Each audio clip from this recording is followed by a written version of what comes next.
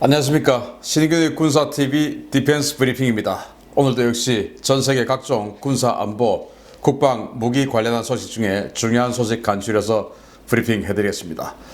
브리핑 들어가기 전에 최근 저를 사칭하는 또는 제 이 동영상을 무작위로 그냥 훔쳐가서 아주 말도 안 되는 그런 제목 붙여가지고 이렇게 도용해서 하는 그런 채널들이 너무 많습니다. 그 다 도둑들이거든요.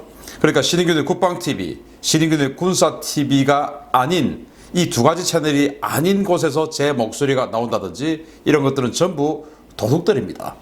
그래서 이 구글 AI의 감시를 피해가기 위해서 이 목소리를 도용해가지고 목소리 스피드를 조금 빠르게 한다든지 느리게 한다든지 이런 식으로 변조하고 전혀 관계없는 제목을 갖다 붙이고 이런 자들이 지금 많이 있습니다. 그래서 제가 지금 도저히 참다 못해서 법적 조치를 하고 있으니까 혹시 우리 구독자 여러분들께서 그런 방송을 보시게 되면 우리 댓글로 좀 신고도 좀 해주시고, 또 그런 방송을 하는 자들은 제가 봤을 때 우리 한국 사람들 아닌 것 같아요.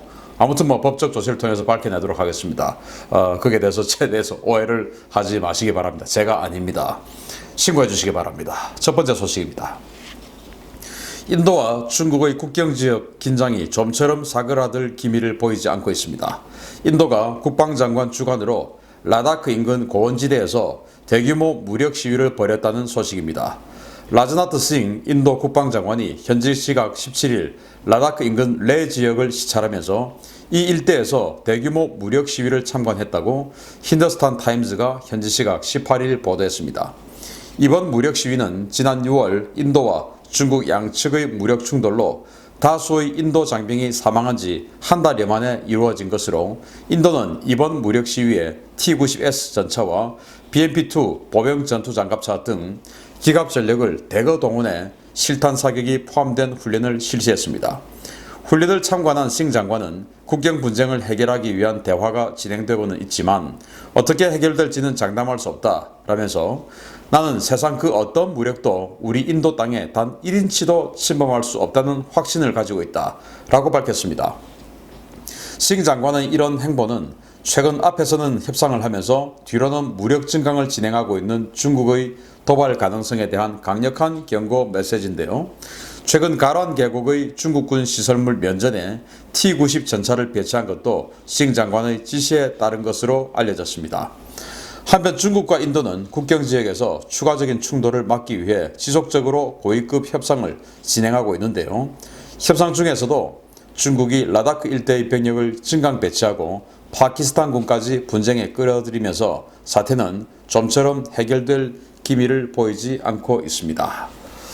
자, 여기 지금 T-90 전차가 뭔가의 장애물을 크게 이렇게 타고 올라가는 모습을 보이겠는데, 이게 바로 싱 인도 국방부 장관이 이 지금 분쟁 지역 가서 이 대규모 무력 시위, 이제 화력 시범을 한 것이죠. 이 T-90 전차 그리고 BMP-2 장갑차 이런 그 인도 기갑 부대의 주력 화기들을 배치를 해서 이제 화력 시범을 하고, 그리고 이제 연설을 하면서 거기 탱크 여기 올라와봐 이렇게 지시를 한 거랍니다. 왜냐?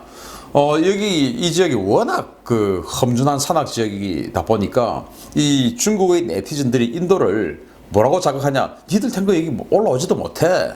이제 이런 식으로 이제 자극하고 있었다라는 거예요. 그래서 이제 인도 국방부 장관이 그런 보고들 다 받겠죠. 그래서 정말 못 올라가냐? 올라가봐. 그러니까 이제 이렇게 잘 올라가는 것이죠. 그래서 우리 탱크는 험준한 지역 잘 갈 수 있어. 이제 이런 것들을 보여주고, 지금 중국이 이제 이런 여러 가지 인터넷 매체나 이런 것들에서 댓글 이런 것들로 인도를 어마어마하게 지금 비난을 하고 있는데, 중국이 최근 경전차를 배치를 하니까 인도도 빨리 우리도 경전차 배치하자 해가지고 러시아의 2S-26 그 경전차를 선정을 하려고 하니까, 니들이 기껏 고르게 그거냐, 그거 우리한테 와봐야 박살이야, 이제 이런 식으로 비난을 하고 비아냥거리고 이러다 보니까 이제 인도 네티즌들은 그래 그러니까 이런 거 안 돼, 그래서 한국의 그 K21 그 105mm 버전 그거 우리가 사야 돼, 그래야 중국 놈들 깨버릴 수 있어, 이제 이런 식으로 또 한답니다. 그거는 좀 좋은 것 같아요.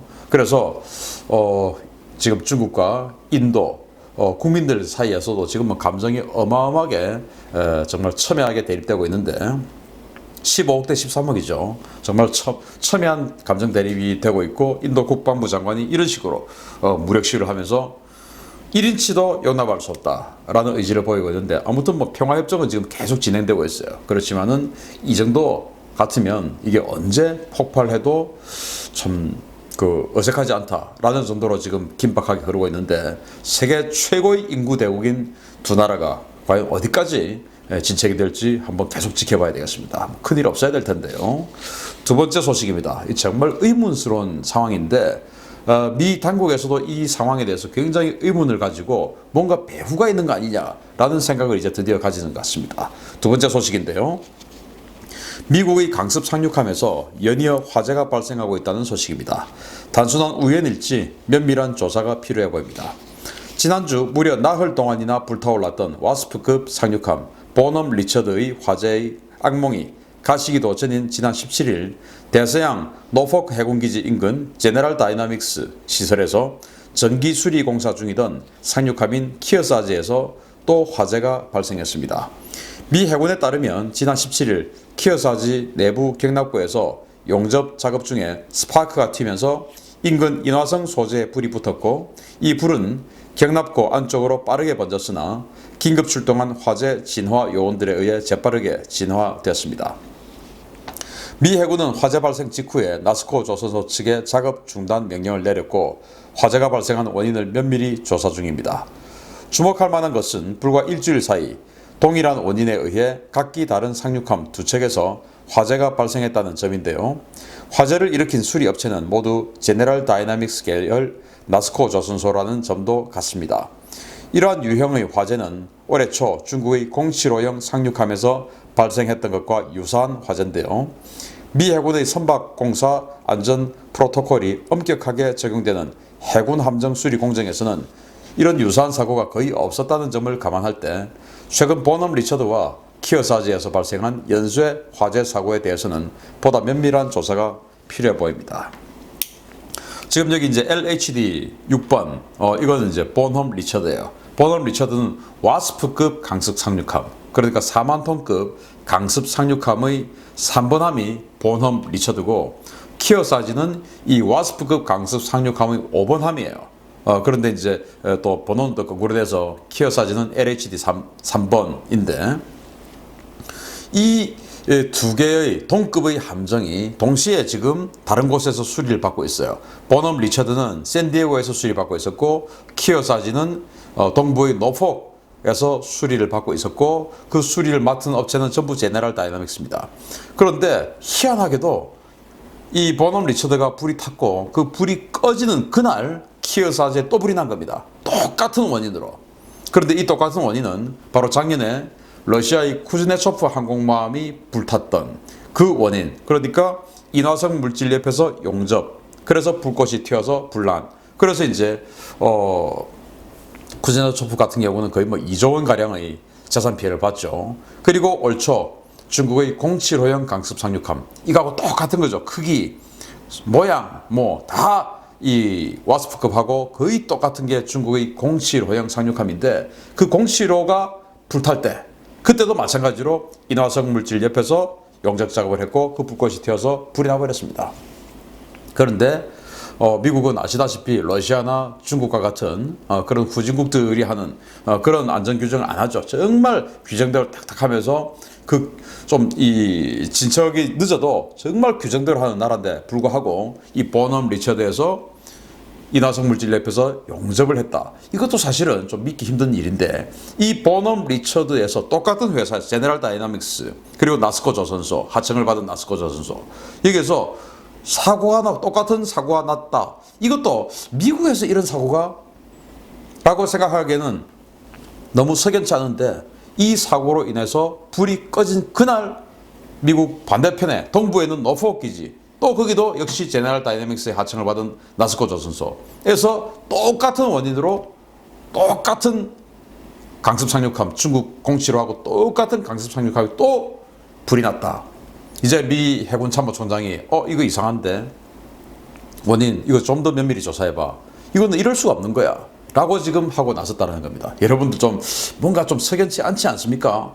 그렇지만 뭐 단정적으로 혹시 뭐 중국이 그런 거 아닐까? 뭐 이렇게 단정을 할 수는 없지만 이건 뭔가 좀 석연치 않다. 미국 같은 정말 세계 초인류 국가에서 이런 정도의 안전 상황이 규정이 제대로 지켜지지 않는 정말 후진적인 이런 사고가 난다. 이것도 의문스러운데 똑같은 배가 4일 간격으로 그것도 하필 불이 꺼지는 그날 다시 불이 나는 이거는 정말 누군가 소설을 써도 이 정도 시나리오는 나오기 어렵다라는 생각을 해본다면 과연 이건 그야말로 실수에 의한 인재일까 아니면 누구의 작전일까 이런 것들에 대해서 누구든지 한 번쯤은 의심해 볼 필요가 있는 상황 아니겠습니까?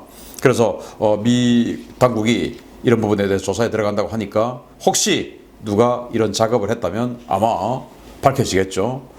누가 작업을 했는지 정말 궁금합니다. 세 번째 소식인데요. 와, 여기 뭐 별로 좋아 보이지 않는 허접한 전투기 하나 보이는데 이게 대단한 겁니다.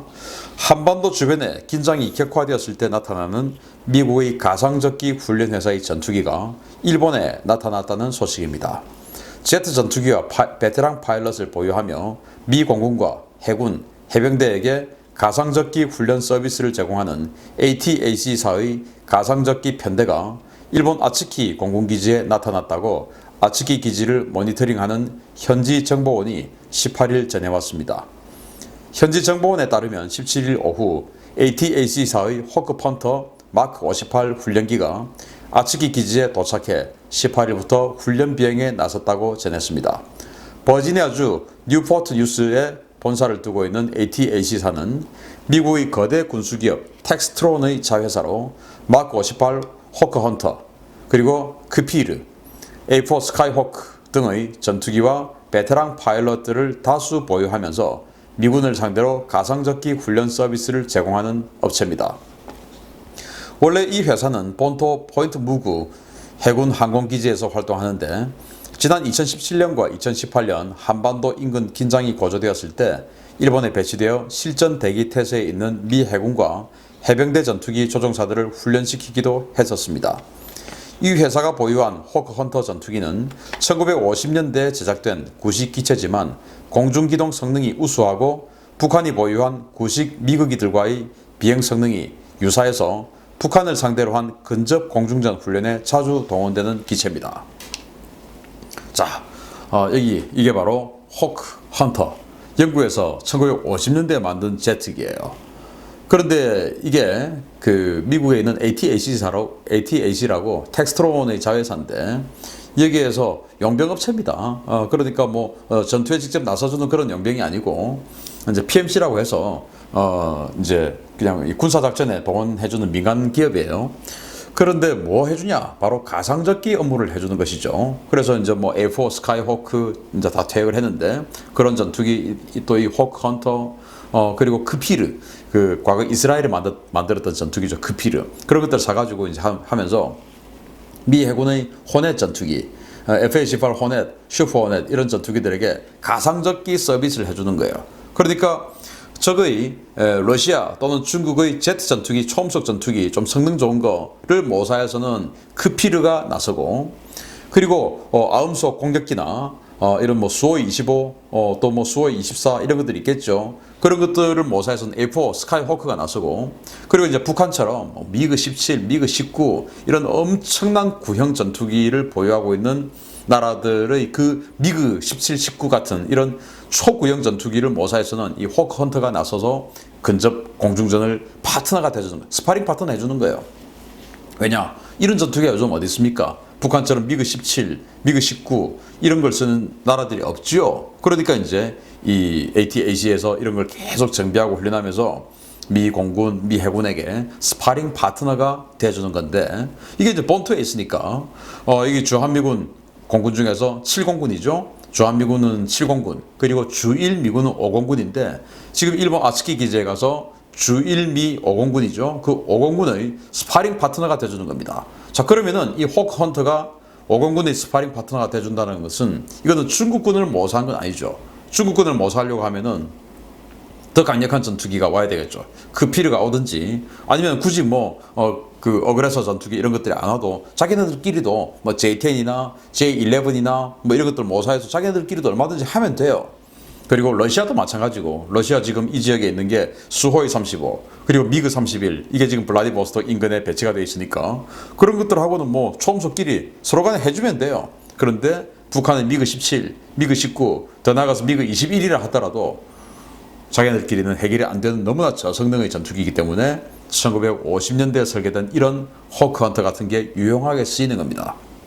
그래서 이 전투기가 굳이 본토에서 알래스카를 거쳐 여기까지 날아와서 지금 일본에 배치가 됐다고 하는 것은 일본에 있는 주일미 관군이죠. 오공군.